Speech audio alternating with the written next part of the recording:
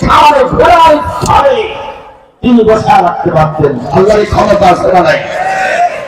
এর তো ক্ষমতা থাকার পর তা না করে আজকে মহান রব্বুল আলামিন আপনাকে আমাকে কোরআনের সহবতে, আলেমদের মহব্বতে, ইসলামের মহব্বতে বসার সুযোগ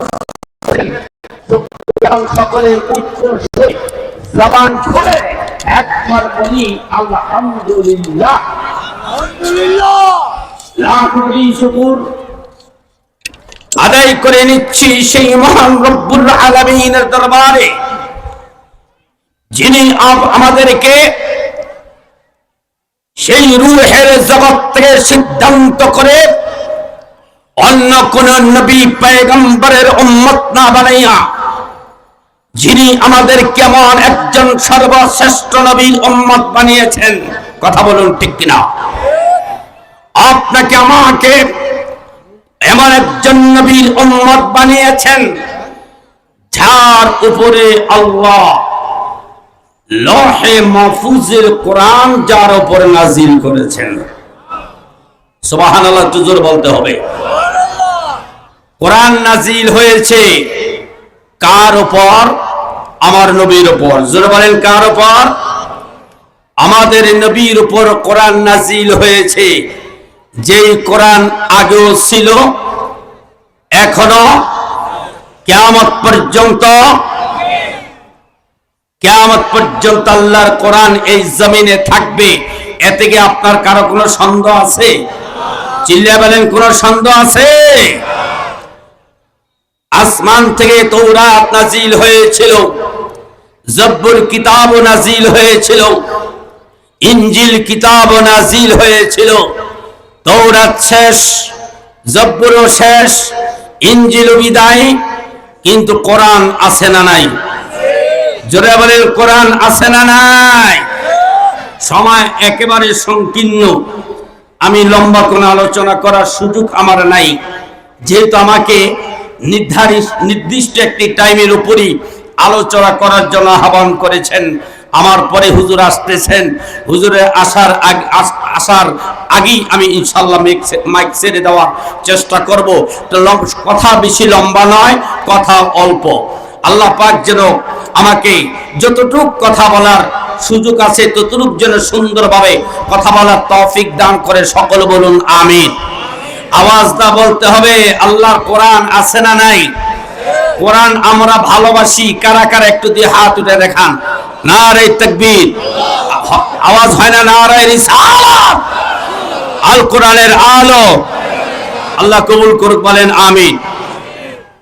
আজকে মাওলানা মুর্শিদ আলম সিরাজি সাহেব আপনাদের সামনে বলে গিয়েছেন, এই তাহফিজুল উম্মাহ এই মাদ্রাসার 9 জন ছাত্রদেরকে পাগড়ি প্রদান করা হবে। তার মানে এই 9 জন ছাত্র এই মাদ্রাসা থেকে আল্লাহর এই কুদরতে এই সিনার মধ্যে 30টি পারা কোরআন ধারণ করেছে। সেই কোরআনের সম্মানে আজকে হাজার মানুষের সামনে তাদের মাথায় পাগড়ি প্রদান করা হবে। 9 জন ছাত্র হাফেজে কোরআন হয়েছে। আপনারা কি খুশি না বেজার? চিল্লা বলেন, খুশি না বেজার?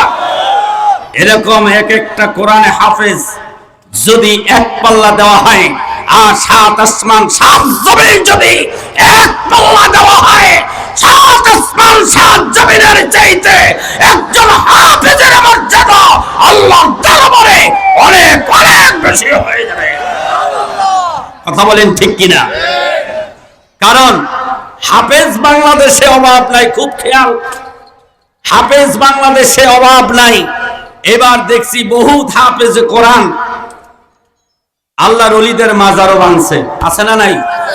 এই জোরে বলে, আছে না নাই? বহুত হাফেজে কোরআন সেই মূর্তি পূজায় যাইয়া প্রসাদও খাইছে। কথা বলেন ঠিক কিনা? এই দেশে বহুত হাফেজ আলেম দেখেছি কবর থেকে লাশ উঠাইয়া আগুনে পুড়ে ছাই করে দিয়েছে। কথা বলা ঠিক কিনা? কিন্তু এই তাহফিজুল উম্মাহ মাদ্রাসার ছেলেরা যারা হাফেজে কোরআন হয়েছে, ভবিষ্যতে তারা আলেম হবে, মুহাদ্দিস হবে, মুফতি হবে। কিন্তু নিবে না। কথা বলে ঠিক কিনা? মূর্তি পাহারার দায়িত্ব নিবে না, মূর্তি পূজায় গিয়া সেখানে স্বাগত জানাবে না, আল্লাহর ওলিদের মাজার ভাঙবে না, আল্লাহর ওলিদের মাজার জিয়ারত করবে। কথা বলে ঠিক কিনা? আমার প্রিয় ভাইয়েরা, এইটা হচ্ছে একটি সুন্নি মাদ্রাসা। এই সুন্নি হাফেজ তারা হলো ইমাম হুসাইন পন্থী হাফেজ, তারা এজিদ পন্থী হাফেজ কোরআন না। আমার কথা কি রাগ করছেন? জোরে বলেন রাগ করছেন? রাগ করলে আমার কিছু আসে যায় না, কথা যা তার সত্য বলতে হবে, ঠিক কিনা বলেন? তাই এক একটা হাফিজ কোরআন। আচ্ছা, আপনাদের কাছে জানতে চাই, যে কোরআন তারা মুখস্থ করেছে, এই কোরআনের বাড়ি কি মক্কায়, মদিনায়, আমেরিকায়, জমিনে না আসমানে? জোরে বলেন, এই কোরআনের বাড়ি কি জমিনে না আসমানে? যদি বলি কোন আসমানে? প্রথম আসমানে না, দ্বিতীয় আসমানে না, তৃতীয় আসমানে, চতুর্থ আসমানে, পঞ্চম আসমানে, সপ্তম সিদ্ধার্থুল মুনতাহায় না। এই কোরআন যেখান থেকে এসেছে, এই কোরআনের বাড়ি যেখানে, সেই আয়াত, সেই ঠিকানার আয়াত আমি পড়েছি, বল হুয়া কুরআনুম মাজিদুম ফি লাউহিম মাহফুজ। আল্লাহু আকবার বলবেন না? লৌহে মাহফুজের কোরআন তারা সিনায় ধারণ করেছে। বলুন, এই হাফেজদের দাম আছে না নাই? চিল্লা বলেন, আছে না নাই? কিরকম দাম? বাদশাহ শেখান্তর নাম শুনছেন আপনারা? একজন বাদশাহ শেখান্তর, খুব বুজুর্গ একজন বাদশাহ ছিলেন। সুবহানাল্লাহ বলবেন না? এখন বিদ্যুৎ আছে, কারেন্ট আছে, ওই যুগে কোনো কারেন্ট বিদ্যুৎ ছিল না। তো বাদশাহর রাজপ্রাসাদের সামনে একটি চৌরাস্তা বুঝেন আপনারা? চৌরাস্তা, এখানে হেজেক লাইট, আগে আমাদের দেশে হেজেক লাইট আসছিল নিও, মাছ ধরতো বা কোনো অনুষ্ঠান হেজেক লাইট, ফার্ম দিয়ে হেজেক লাইট জ্বালাইতো, আছে না? তো বাদশাহর বাড়ির সামনে চৌরাস্তা, এই চৌরাস্তা হেজেক লাইট জ্বালাই আসছে, যাতে রাত্রে করে মানুষ এখানে যাওয়া আসা করবে, যাতে কোনো পথ ভুল না করে। এখানে 4 রাস্তা, যে রাস্তায় যাবে লাইটের আলো তো দেখে, যাতে রাস্তা চিনতে পারে। সুবহানাল্লাহ বলেন। তো বাদশাহ শেখান্তর একদিন তার রাজপ্রাসাদের 3 তলার বারান্দায় একটা চেহারের মধ্যে বৈশা চৌরাস্তার দিকে দাঁড়িয়ে আছে, তাকিয়ে আছে। সুবহানাল্লাহ বলেন। ওই লাইটের দিকে তাকিয়ে আছে। বাদশাহ তাকিয়ে দেখতেছেন, হঠাৎ একদিন, প্রতিদিন নয়, তার চোখে একদিন ধরা পড়লো যে একটা কথা বলবেন না, একটা ছোট্ট মাদ্রাসার ছেলে ওই লাইটের নিচে ধারায়া কোরআন তেলাওয়াত করতেছে। আরো জোরে বলুন সুবহানাল্লাহ।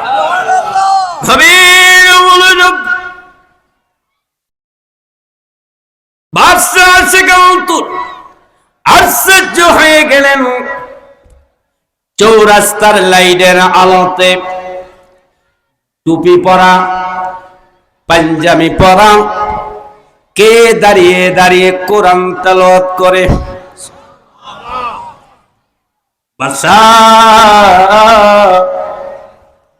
বাদশাহ শেখান্তর 3 তলা থেকে নাইমা চৌরাস্তায় গেলেন, গিয়ে দেখতেছেন মাদ্রাসার একটা ছেলে দাঁড়িয়ে দাঁড়িয়ে আল্লাহর কোরআন তেলাওয়াত করতেছে। ওই বাদশাহ শেখান্তর ওই মাদ্রাসার ছেলের ডাকটা বললেন, তোমার বাড়ি কই, তোমার ঠিকানা কই, কোন মাদ্রাসায় পড়ো? এই লাইটের আলোতে দাঁড়িয়ে দাঁড়িয়ে তুমি কেন কোরআন তেলাওয়াত করো? সুবহানাল্লাহ বলেন। কেন কোরআন তেলাওয়াত করো? ছেলেটা ডাকটা কয়, বাদশাহ, ও বাদশাহ, আমি অমুক মাদ্রাসার ছাত্র।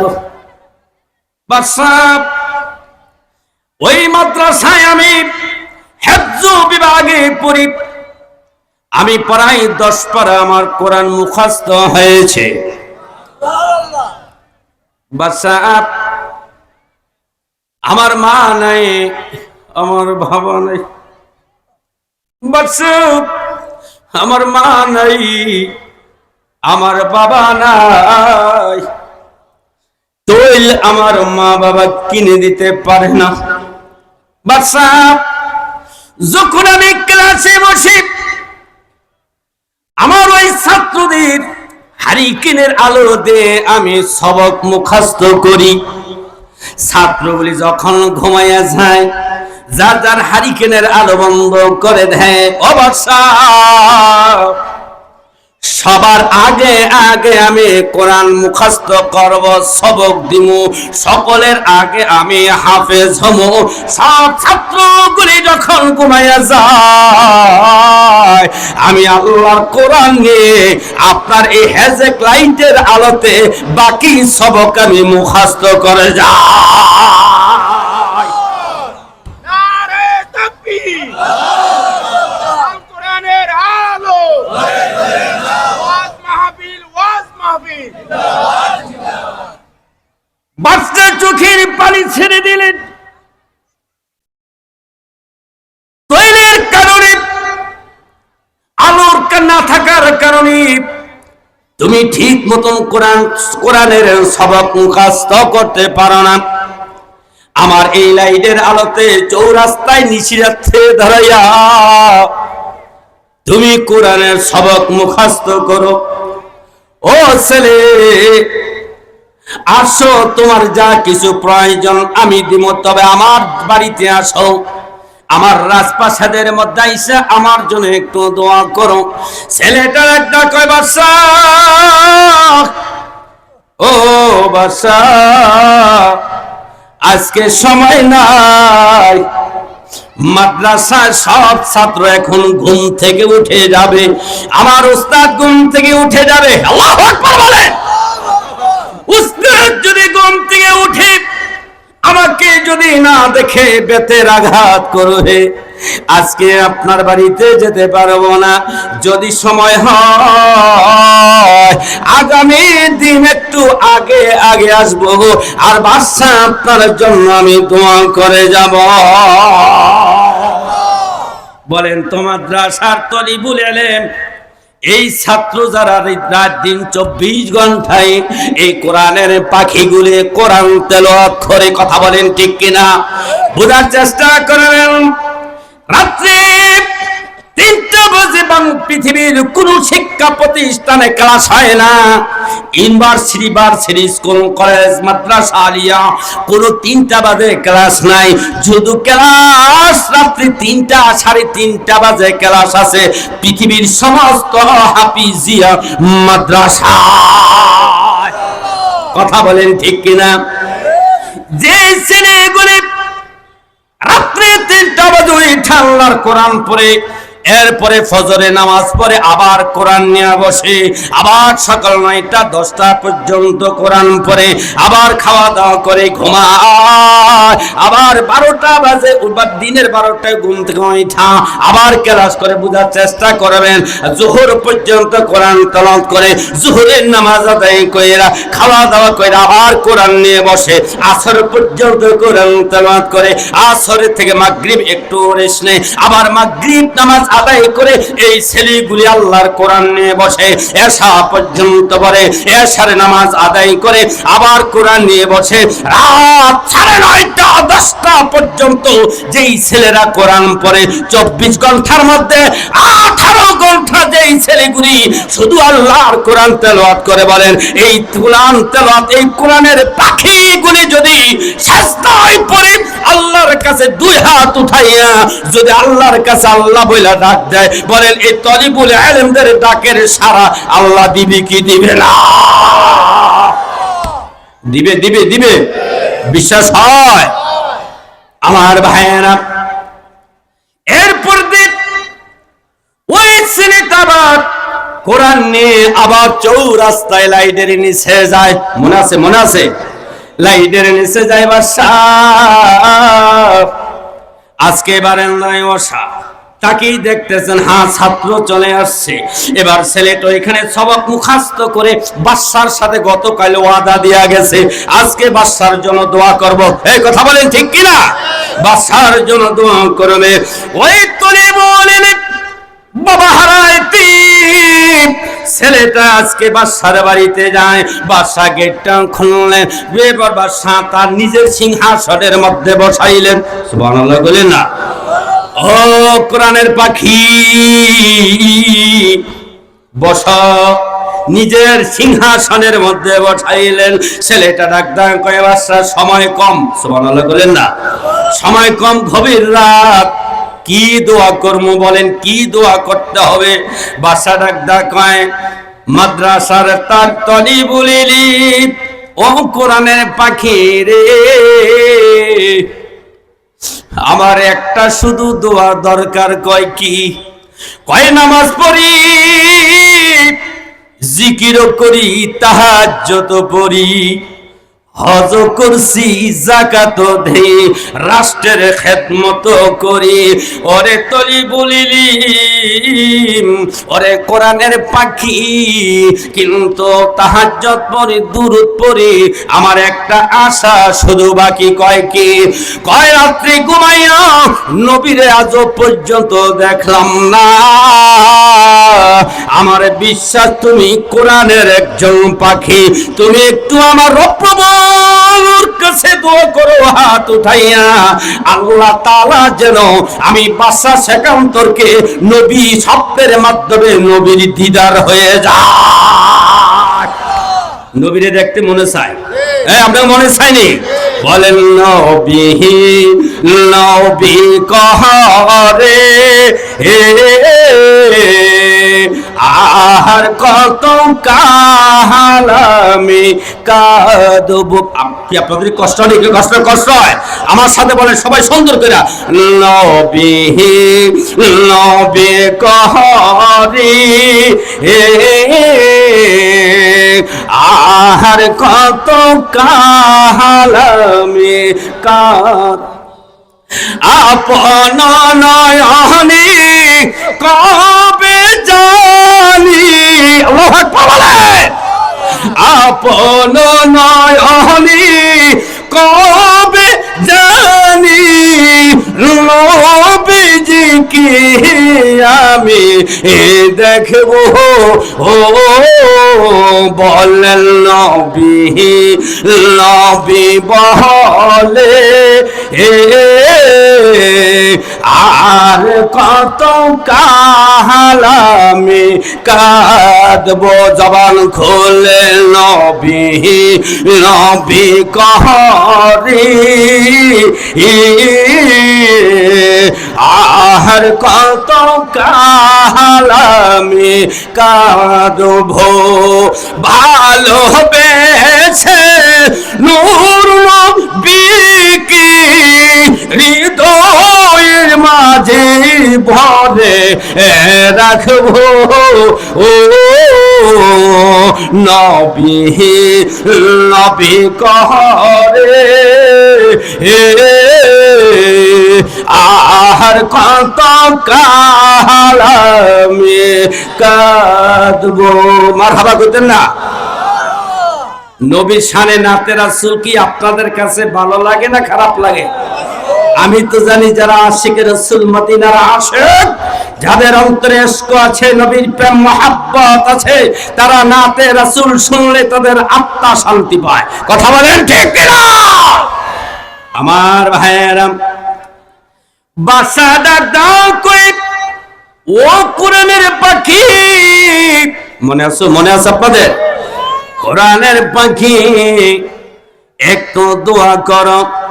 আর আমি বাদশা কথা দিলাম, তোমার কোরআন মুখস্থ করতে যতদিন লাগবে, তোমার কোরআন মুখস্থ করার পর মাওলানা হইতে যা কিছু লাগবে, তোমার আলেম হওয়া পর্যন্ত আমি বাদশা তোমার সব লেখা পড়ার দায়িত্ব আমি নিয়ে গেলাম। একটু দোয়া করো। ছেলেটা কয়, বাদশা নবীরে কি দেখবেন? কয় হা। সুবহানাল্লাহ বলেন না? কয় নবীরে কি দেখবেন? কয় হা। কয় উজু কইরা আসেন। বাদশা উজু করলেন। কয় যায় নামাজ বিছান। যায় নামাজ বিছাইলো। বাদশা ডাকদা কোরআনের পাখি ডাকদা বলেন বাদশাহ নামাজের সুরতে বসে চক্ষু বন্ধ কইরা মদিনা খেয়াল করেন, সুবহানাল্লাহ বলেন না, মদিনা খেয়াল করেন। যতক্ষণ পর্যন্ত আপনার মনের আশা পূর্ণ না হবে ততক্ষণ পর্যন্ত চক্ষু খুলবেন না, আর আমারে যদি না দেখেন ডাক দিবেন না। বাদশাহ নামাজের শুরুতে জায়নামাজ বিছাইয়া মদিনা খেয়াল করে চোখ বন্ধ করলেন, সুবহানাল্লাহ করলেন না, মদিনা খেয়াল করে সোনার মদিনা খেয়াল করে নবীজি স্মরণ করে চক্ষু বন্ধ করে, চক্ষু বন্ধ করলেন, চক্ষু বন্ধ করে বসলেন।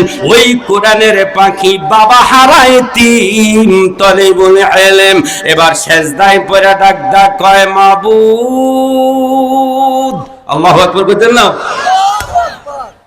সেজদায় পড়ে ডাক ডাক কয় গো আমার আল্লাহ, ও আমার দয়াল মাওলা, ও আমার রব, ও আমার আরশের মালিক, ও আমার আল্লাহ, তোমার বাদশা কি দেখতে চায়, কারে দেখতে চায়? তোমার বাদশা সেকান্তর যার উপরে কোরআন তুমি নাজিল করেছো সেই নূর নবীরে দেখতে চায়। আমি সেজদায় পড়ে গেলাম, যতক্ষণ পর্যন্ত এই আলোতে তোমার বন্ধুর দিদার না হবে ততক্ষণ পর্যন্ত আমি কোরআনের পাখি সেজদা থেকে মাথা উঠাইতাম না। কোরআনের পাখি সেজদায় পড়ে আমার আল্লাহর ডাক দিলেন, সেজদায় পড়ে রবকে ডাক দিলেন, আল্লাহ তাআলা পূরণ করো। ডাক দিতে দেরি, বাদশার সাথে ওই অবস্থায় নবীর দিদার হইতে দেরি না। তলে বলে এলেমের দাম আছে না নাই? এই জোরে বলেন আছে। আজকে তো আমরা মাদ্রাসার ছাত্রদেরকে টিটকারি করি, মস্কারি করি, আছে না? এরকম আছে না? টিটকারি করি, মস্কারি করি না। আলেম দেখলে, মাদ্রাসার ছেলে দেখলে টিটকারি করবেন না, টিটকারি মস্কারি করা যাবে না। কারণ এই তলিবুল আলেম একটা মাদ্রাসার কোরআনের পাখি যদি একটা কবরস্থানের পাশে দিয়ে হাইটা যায়, সালাম দেওয়ার দরকার নাই, সূরা ফাতিহা ইখলাস পড়ার দরকার নাই, একটা মাদ্রাসা ছেড়ে শুধু কবরস্থানের পাশে দিয়ে হেঁটে যাবে, আল্লাহ কোরআনের বরকতে 40 দিনের জন্য ওই কবরস্থানের কবরবাসীর আযাব আল্লাহ মাফ করে দিবে। কথা বলেন ঠিক কিনা? হাফেজের বাবা তো হইতে পারেন নাই, হাফেজের নানাও হইতে পারেন নাই, হাফেজের দাদা হওয়ার নসিব অনেকের হয় নাই। তা হাফেজের যদি এত দাম হয়, খুব খেয়াল, একজন কোরআনের পাখির যদি এত দাম হয়, একজন হাফেজ কোরআনের দাম যদি এত হয়, তাহলে হাফেজের বাবা যারা হবে, মা যারা হবে, দাদা যারা হবে, দাদি যারা হবে, নানা নানি যারা হবে, বলেন তাদের মর্যাদা আল্লাহর দরবারে আছে না নাই? চিল্লা বলেন আছে না নাই?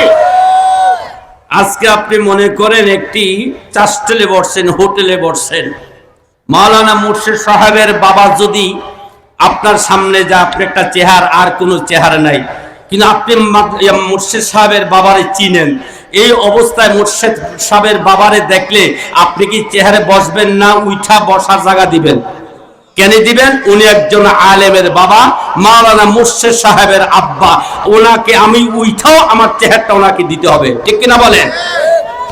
তাই একজন হাফিজের বাবা, মা বাপ যারা হবে, নানা নানি, দাদা দাদি যারা হবে, কাল হাসরের মাঠে এক একটা হাফেজ তাদেরকে নিয়ে জান্নাতে প্রবেশ করবে। আরো জোরে কোন সুবহানাল্লাহ। অনেক লোক পিছনে দাঁড়িয়ে আছেন, মেহেরবানি করে একটু জিকির করবেন, জিকিরের সাথে সাথে একটু সামনে আসবেন, খালি জায়গাটা পূরণ করবে, একটু জিকির করেন লা ইলাহা ভাই একটু সামনে আসতে বলছি। লা ইলাহা মাশাআল্লাহ, লা ইলাহা ইল্লাল্লাহ, লা ইলাহা ইল্লাল্লাহ, লা ইলাহা ইল্লাল্লাহ, লা ইলাহা ইল্লাল্লাহ, বলেন লা ইলাহা ইল্লাল্লাহ,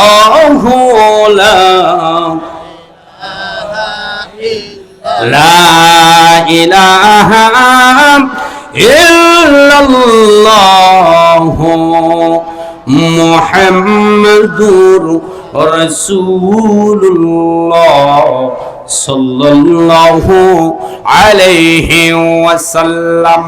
সবাই বলেন মারহাবা। আপনাদের কি কষ্ট হয়? যদি আমার কথায় কি কষ্ট পাচ্ছেন আপনারা? তাইলে খুব খুব খেয়াল। এই আলোচনাটা মনে হয় আরো 1-2 বছর আগে মনে হয় আমি করছিলাম, তারপরও অনেকে হয়তো স্মরণ নাই, তারপরও বলে আপনারা বলেন তো বন্ধু, আল্লাহর কোরআন শরীফের মধ্যে কয়টা সূরা আছে?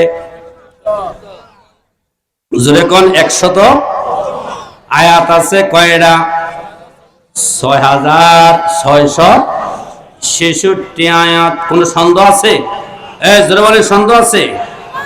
6666 আয়াত আমার আল্লাহ কোরআন শরীফের মধ্যে নাজিল করেছেন। মারহাবা কোন। একেবারে সংক্ষেপ, এই 6666 আয়াত যারা মুখস্থ করে তাদেরকে বলা হয় হাফিজে কোরআন। বলেন তাদেরকে বলা হয় কি? হাফিজে কোরআন।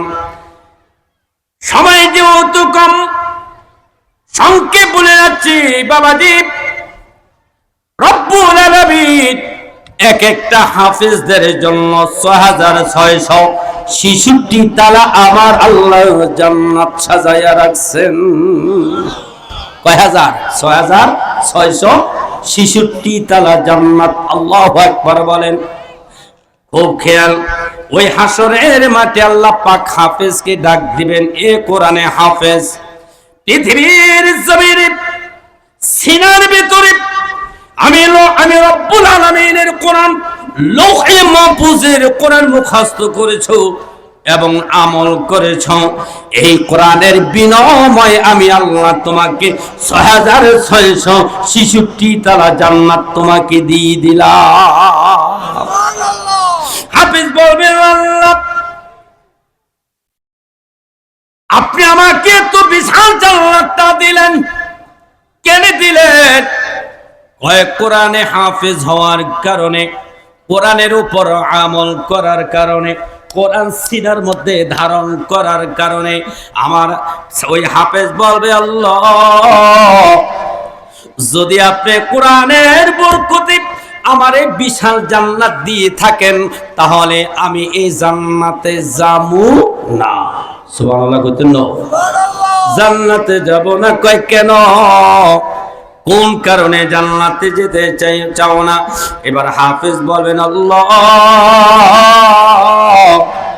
আমার মা, আমার আব্বা আমারে তাহফিজুল মাদ্রাসায় পড়াইছি, আর পড়ানোর কারণে আমি এই মাদ্রাসা থেকে 30 পারা কোরআন মুখস্থ করেছি, এই জন্যই তো আপনি আমাকে জান্নাত দিবেন।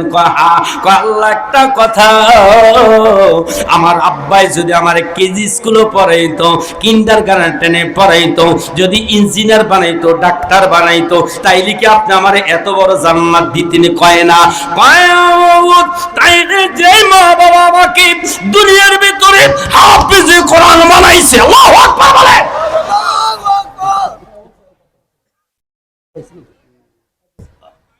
যে আমার মা বাপ আমাকে হাফেজে কোরআন বানাইছে, মাদ্রাসায় পড়াইলো, আমাকে দুনিয়াতে আলেম বানাইলো, সেই জন্যই তো আমার জান্নাত দিছেন। কয় হ্যাঁ। আল্লাহ মা বাপের উসিলায় আলেম হইছি, হাফেজ হইছি, এই জন্য জান্নাত পাইছি। যদি জান্নাত দিতে হয় আমার মা বাবার এই মুহূর্তে আমার সামনে হাজির করতে হবে। সময় তো একেবারে কম। কয় হ্যাঁ ঠিক আছে দিলাম। কর এখন জান্নাতে যাও। হাফেজ বলে মা পাইছি বাবা পাইছি যাইতাম না, দাদা দাদিরে দেন এরপরে যাবো। কয় দিলাম। কয় নানা নানিরে দেন এরপরে কয় দিলাম। কয় আল্লাহ বলি কারো আল্লাহ, আমি তো তোমার রাসূলের হাদিস শুনেছি একজন হাফেজে কোরআন জান্নাতে গেলে ওই বংশের 10 জন জাহান্নামীকে জান্নাতে নিতে পারবে, ওই 10টা লোককে আগে দেন। কয় 10 জনও দিলাম। সুবহানাল্লাহ, কয় সুবহানাল্লাহ। কয় এরপর আর কেউ বাকি আসেনি। হাফেজ বলে আল্লাহ বাকি আছে। কয় কারা? এবার খুব খেয়াল, খুব খেয়াল। হাফেজ বলবেন আল্লাহ, ও আমার আল্লাহ, আমি কোরআন মুখস্থ করেছি একটা জমিনের মধ্যে বৈশা। এই কথা বলেন ঠিক কিনা? আমি তো সাগরের উপরে, পানির উপরে, গাছের মধ্যে, পাহাড়ের উপরে আমি কোরআন পড়ি নাই। একটা জমিনের উপরে একটা ঘর হইছে, ওই ঘরের মধ্যে অর্থাৎ জমিনের মধ্যে বৈশা কোরআন পড়ছি। এই জমিনটা তো আমার বাবার না, এই জমিনটা আমার দাদার ছিল না, এই জমিনটা আমার চেয়ারম্যানের ছিল না। এই মাদ্রাসার জমিনটা 10 জনে দিছে। আল্লাহু আকবার বলে। কেউ টাকা দিয়ে পয়সা দিয়ে জমিনটা কিনে দিছে, জমিনের মধ্যে ঘর হইছে, ওই জমিনের মধ্যে বৈশা বৈশা তোমার কোরআন মুখস্থ করেছি। যদি জান্নাত দিতে হয় যারা জমিন কিনে দিছে, মাদ্রাসার জায়গা কিনে দিছে, ওই লোকগুলি আমার সাথে জান্নাত দিতে হবে। কথা বলেন ঠিক কিনা? এক একটা হাফেজ এত বড় পাওয়ার। সেদিন এইভাবে একজন একজন করে কারগারে খাইছে, কে তাকে ভালোবাসছে, কে নাস্তা কিনা দিছে, কে কোরআন কিনা দিছে, কে পরামর্শ দিয়েছে। সেদিন একজন একজন করে আল্লাহর কাছে শাফাআত করবে। যদি দাও তাইলে যাব, না হয় যাব না। আল্লাহ বলবেন হাফেজ আমি আল্লাহ জানি যে তোকে যখন এই 6666 তলার জান্নাতের দরজায় যখন তোকে আনবো, আমি জানি তোর মা বাপ ছাড়া, দাদা দাদি ছাড়া, তোর ছেলে সন্তান ছাড়া, তোর আত্মীয় স্বজন ছাড়া, তোর সহযোগী ছাড়া তুই জান্নাতে যাবি না। এইটা আমি আল্লাহ ভালো জানি। তুই চার করে একবেলা খানা খাইয়া কোরআন পড়েছ, আমি আল্লাহ জানি তার কথাও বলবি। এই জন্য আগেই জান্নাত সাজাইয়া রাখছি। আরো জোরে বলেন আল্লাহু আকবার। কয় সব দিলাম, এখন জান্নাতে ওঠো। সুবহানাল্লাহ বলেন। আমরা ওই হাফেজে কোরআনদের সাথে জান্নাতে যেতে চাই কি চাই না? এই মন খুলে বলেন, জান্নাতে যেতে চাই কি চাই না? কারা হাফেজদের সাথে হাসরের মাঠে 6666 তলায় জান্নাতে কারা কারা যেতে চায়? হাত উঠে দেখা। নারে তাকবীর, নারে রিসালাত। আল্লাহ কবুল করুক, বলেন আমিন। আপনারা শুনলে খুশি হবেন, এই তাহফিজুল উম্মাহ মাদ্রাসার জমি কিনা হয়েছে কয়েকদিন আগে। এই যে সভাপতি সাহেব আছেন আমার অত্যন্ত শ্রদ্ধাভাজন, 17,34,000 টাকা দিয়ে ইনশাআল্লাহ এই তাহফিজুল উম্মাহ মাদ্রাসার ইস্তাহি অর্থাৎ মাদ্রাসার নামে ওয়াকফ করে জমি কিনা হয়েছে। মারহাবা কইতেন না? আর এতদিন যে আজকে 9 জন হাফেজে কোরআন মাথায় পাগড়ি নিবে, এই কয়েক বছর মাদ্রাসা চলছে, এটা হলো ভাড়াটিয়া মাদ্রাসা। কিন্তু ইনশাআল্লাহ জায়গা যেহেতু কিনা হয়েছে আর মাদ্রাসার ভাড়া দেওয়া লাগবে না। ওই জমিনের মধ্যে বসে বসে কিয়ামত পর্যন্ত লক্ষ লক্ষ হাফেজ ওই জমিন থেকে পয়দা হবে। এই কথা বলেন ঠিক কিনা? একবারে সংক্ষেপ, যেহেতু সময় কম, আমার আলোচনা করতে 2-4-5 ঘন্টা লাগে, তো সময় যেহেতু কম এই জন্য আলোচনা সংক্ষেপ করেছি। আপনারা কিন্তু রবকে, আরশের মালিককে, লহে মাহফুজের মালিককে হাত উঠাইয়া বলেছিলেন আপনারা হাফেজদের সাথে জান্নাতে যাবেন, হাত উঠাইয়া দেখাইছেন। তাইলে আজকে হাজার মানুষের মধ্যে আমি কয়েকজন লোক চাই 5 মিনিটের মধ্যে এমন কোন মায়ের সন্তান, এমন কোন বাবার সন্তান আছেন, এমন কোন ধন্য মায়ের ধন্য সন্তান, আমি 5টা মায়ের সন্তান আজকের এই ময়দানে চাই যে হুজুর এই মাদ্রাসার জমি যেহেতু কিনা হয়েছে, এই মাদ্রাসার বিল্ডিং এর জন্য